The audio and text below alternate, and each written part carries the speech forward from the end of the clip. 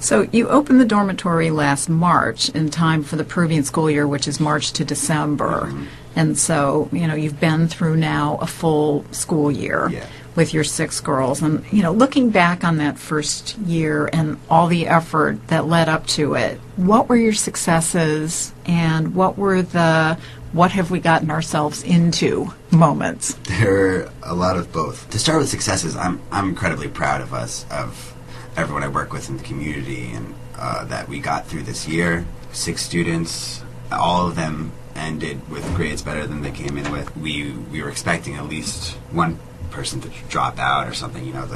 It's tough to go from your community, your small community, to the town and live away from your parents, but all 6 stayed with it through the whole year. So I'm really proud of that we got through first. We call it, it was our pilot year. Right. And we gave ourselves some room to figure things out and learn on the go. There were a lot of, oh my God, what have we gotten ourselves into? I bet.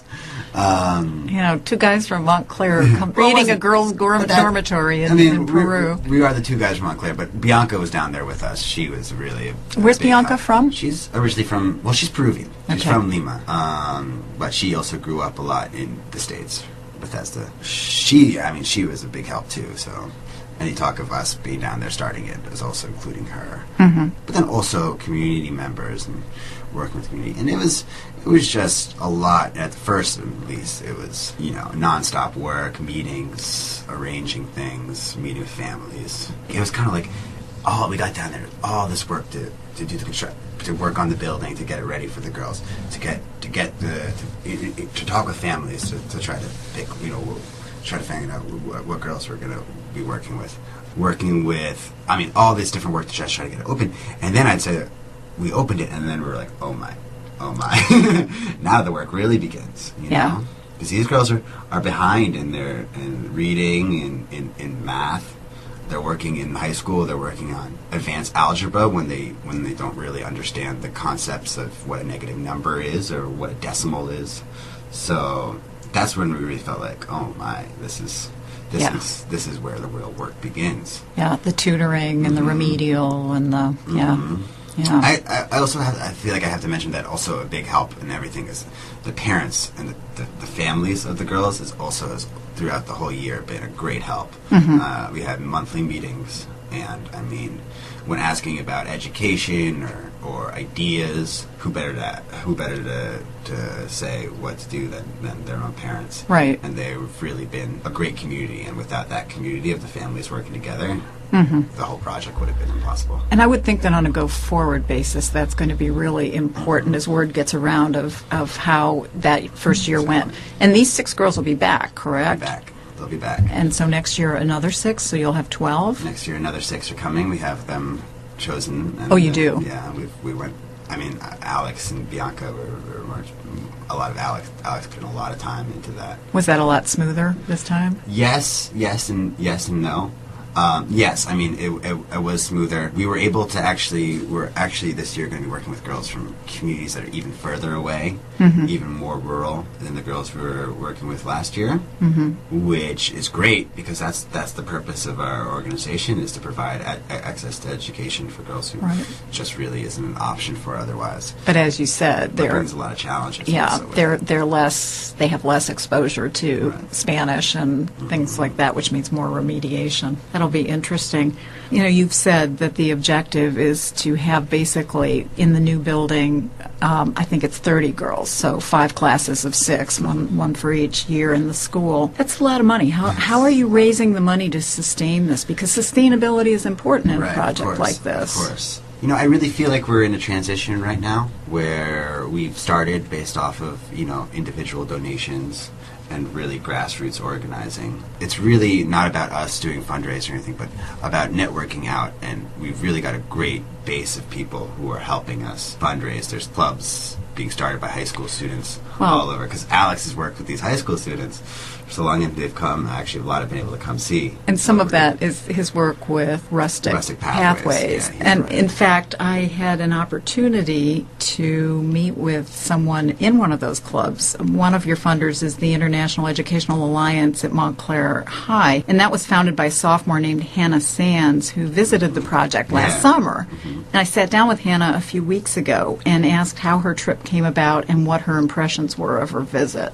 I've always liked camping and being outdoors, so I wanted to do something like that. And I sat down with the leader of Peru, and we talked about, he described all the different trips the Rescue Pathways had to Peru, and I figured out the two that I wanted to do. And one was to a village, and we would help the people there. In pairs, we built guinea pig huts for them, because they have about 50 to 60 guinea pigs that live in their kitchen. So with the huts, it helps to microfinance, and they can make more money to put back into the community. And we also went into town, and we saw the Sacred Valley School that Alex and Eli founded, and we got a chance to meet all the girls and walk around the school and talk to them. And one of the leaders on my trip, Bianca, she's actually the house mother there now, and she stays there and she tutors the girls, and so it was really cool to know all the people who are involved with it. When you got back to Montclair, you founded the International Education Alliance to help raise awareness about the project and also to raise funds. Talk about the Alliance and the projects that you've been doing since this summer and what you've accomplished. We have the one school in Peru, and we have 2 schools in Africa that we are helping to raise money for. And me and the 2 other girls who founded it, we each personally have been to the schools, and we know the people who run it. One is the school in Tanzania that I'm going to this summer, and then another one, the other girl she went to, it's also in Africa. Okay. So we all went there, we all went to the schools and saw what they're doing there and thought they were doing a really great thing. So we've had yard sales and bake sales. We've raised over $600 so far just in the past month, and we're going to try and split it up evenly between the schools because they each need different things but along the same guideline. When you went to the Sacred Valley, you already knew about the dormitory project? No, and we were in the dorm, and there was a newspaper article on one of the walls, and one of my friends went to me like, "Hey, don't you live in Montclair?" And I was like, "Yeah." And so I read the article, and it's talking about how 2 boys from Montclair High School started this school in Peru. And I was like, that's so weird. I go to Peru, and I find guys from my town. And Eli was there. Alex was on another trip somewhere else in Peru. And Eli was there, so I was talking to him about Montclair. And it was really cool that I had randomly bumped into them. And then it wasn't even really planned in the trip that we would go to the school. It just happened to be open that day, and Eli was there, so we went down to see it. And that day, a boy who had gone on the trip last year, who lived in California, he was down there with his father that day, and they donated 2 laptops to the school. So we got to go down with them that day and see him donate the computers to the girls and teach them how to use it. So in the future, do you see yourself doing anything career-wise that involves this kind of social activism, the kinds of things that Alex and Eli are doing? I hope so. I think everyone wants to make a change and not only have a job that just earns them money, have a job that kind of betters the world. And I think getting to the next step and actually making that your career instead of just hoping that you can do something to give back, I think actually making that a career is something really interesting, like how Alex and Eli actually got out and started the school instead of just thinking, oh, these girls in Peru don't get an education and they deserve to get an education. They went out and did something about it. So I hope I can do something like that. It sounds as if Hannah might be a budding DIY world improver. It's great that you got that interview with her. It's great to hear those voices. It fascinates me that so many people starting in high school and certainly college and, young professionals like you have really rolled up their sleeves. That's what inspired me to do this show, by the way, is because I met so many of them in the scholarship process at New York Women in Communications that it blew me away. I know that you're back now and you're staying involved with the project, but you just took a new job, I hear. Yeah, I'm going to be doing, it's called New York City Teaching Fellows, and so I'll be teaching new training and getting a master's in education and starting teaching in September in New York City public schools. And you said bilingual education? Bilingual special education, actually. Wonderful. Well, good luck. Eli, how can people get involved with the Sacred Valley Project, and where can they learn more about it? Well, the best place would be our website, which is www.sacredvalleyproject.org, and it's a really great website. I'd recommend everyone going to visit it, and it has all the information. We keep a blog. We have a Facebook page also. You can see us there. Just Sacred Valley Project on Facebook. Great. Well, thank you very much for joining me this morning. Our listeners can find photos from the Sacred Valley and information about your project at DIY World Improvement radio show page on Facebook. I have a link, I think, to your website and also information about past and upcoming shows.